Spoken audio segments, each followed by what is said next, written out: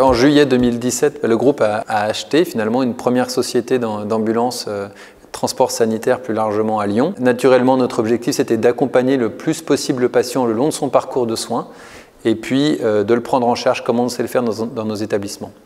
En fait, je pense que pour être ambulancier, il faut avoir ça dans le sang, même si c'est difficile d'avoir la vocation d'être ambulancier. Quand on aime aider les gens, je pense que c'est un métier qui plaira forcément.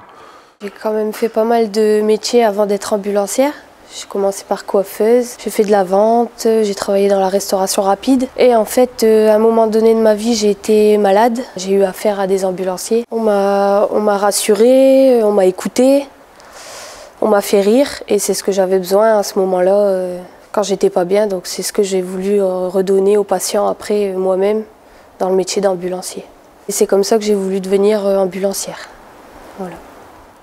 Alors une journée type, la spécificité du métier d'ambulancier, c'est justement ça, c'est qu'il n'y a pas forcément de journée type. Rechercher un métier où on ne s'ennuie pas. Toutes les journées sont différentes. On peut transporter un bébé d'1 an comme une grand-mère de 100 ans, faire une garde pour le SAMU.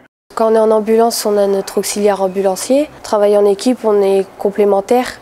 Pour les relevages, pour les portages, pour les urgences, on a besoin d'être deux et il faut avoir confiance en son binôme.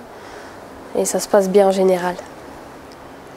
On part soit en VSL, véhicule sanitaire léger, ou en ambulance couchée pour faire des transports de kiné, des urgences. Ça varie dans la journée, on ne sait jamais où on sera l'heure d'après.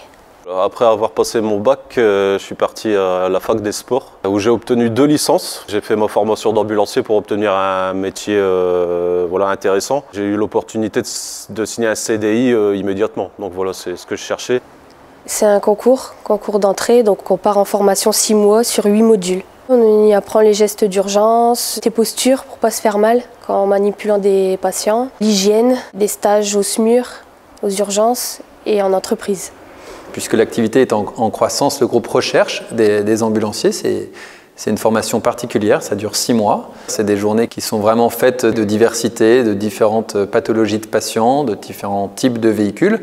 Tout ça, ça donne des journées très variées, ça donne des journées où on peut voir 6, 8, 10 patients et donc des histoires qui sont systématiquement nouvelles en fonction des journées et puis des courses qui sont attribuées aux ambulanciers. Je me rappelle d'une fois, j'étais pas missionné par le SAMU, mais c'était une urgence médecin.